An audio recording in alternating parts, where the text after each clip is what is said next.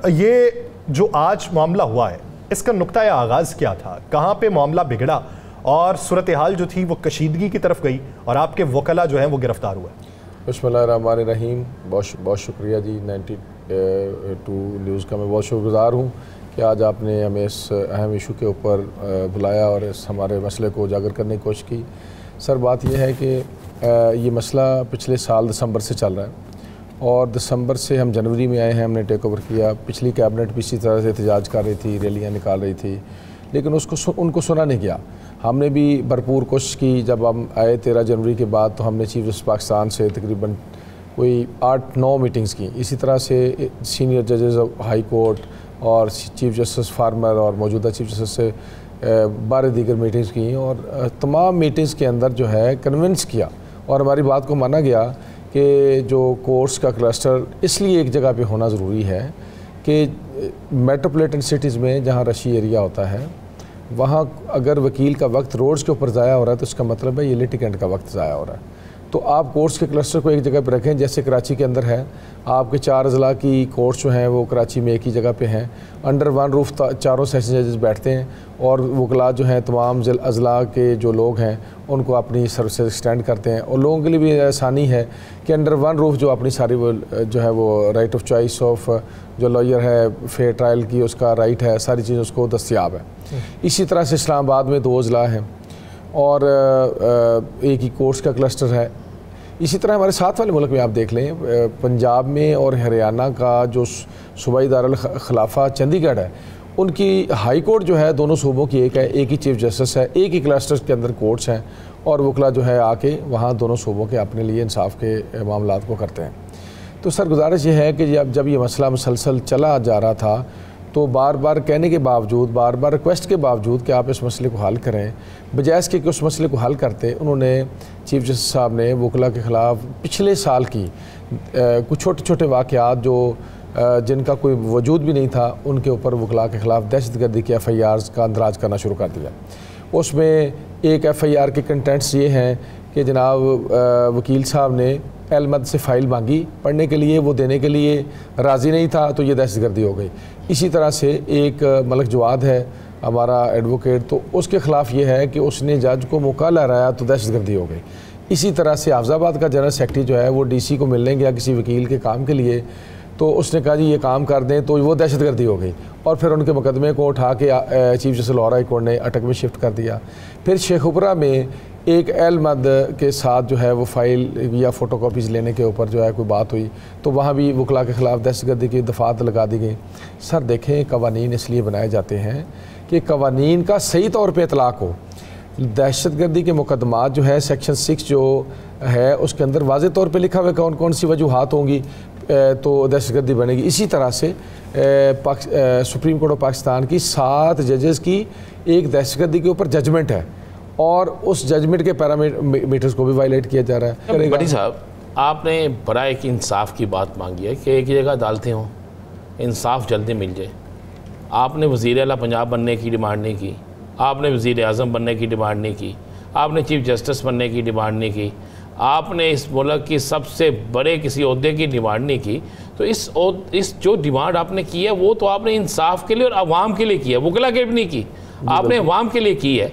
तो इसमें रुकावट फिर कौन है? कौन रुकावट पैदा करना चाह रहा है? कौन चाह रहा है कि पाकिस्तान की सबसे मजबूत वकला बरादरी जो है, जो हकूक़ के लिए लड़ती है, उसको बिल्कुल मफलूज करके आज तो आपको मफलूज किया गया है। सर, मैं आपने बड़ी बिल्कुल सही निशानदेही की और आपने तवज्जो उस तरफ दिलाई जो असल वजह है।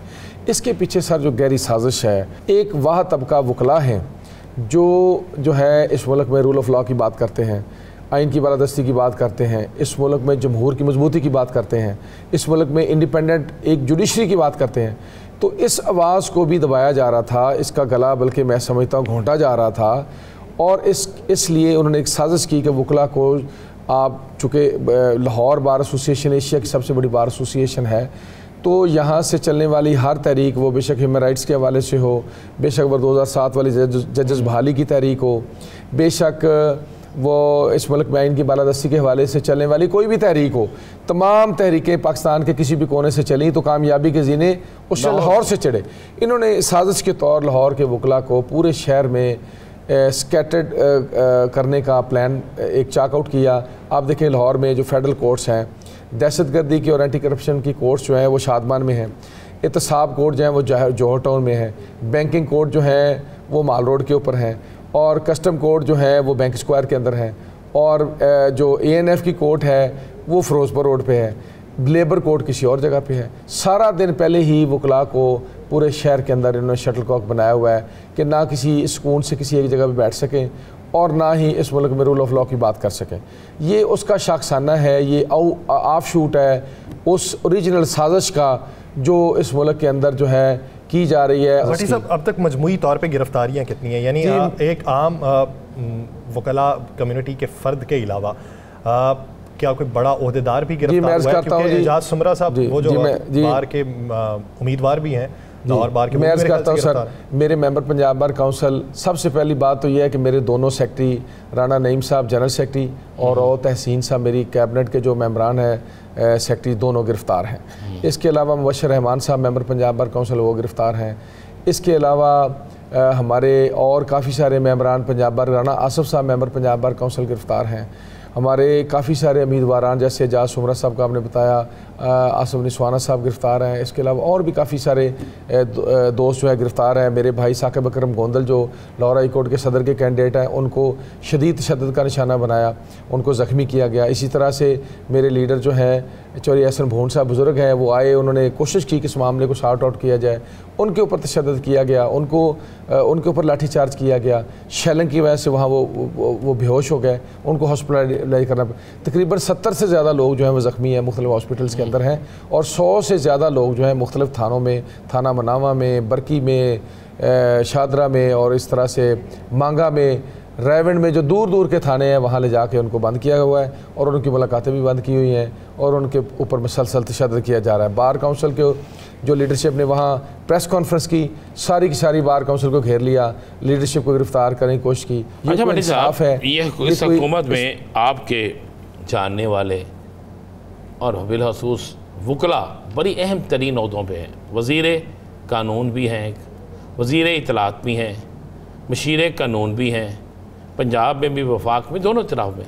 तो उसके बावजूद भी अभी मैं देख रहा था मरियम साहिबा से उनकी वज़ीर आला साहब से बात भी हुई है, आज़म वज़ीर तारड़ साहब की। इन सब चीज़ों के होने के बावजूद भी आप बता रहे हैं कि थानों में बंद हैं, FIRs भी हो रही हैं। सर, और गुजारिश ये है, मैं देखिए बात यह है कि हम ये समझते हैं कि जो भी वकला यहाँ बार के प्लेटफॉर्म से हुकूमती ईवानों में पहुँचे हैं, उनका किरदार बड़ा अहम है। आज़म वज़ीर तारड़ साहब का हम शुक्रिया अदा करते हैं कि उन्होंने हमारी तरफ से चीफ मिनिस्टर पंजाब से कहा कि फ़ौरी जो है वकला को रिहा किया जाए। उन्होंने हमारी बात को सुना, बार बार हमारे साथ राब्ते में भी रहे, इस बात में कोई शक नहीं है। लेकिन मैं ये समझता हूँ उनका रोल इससे भी बड़ा होना चाहिए।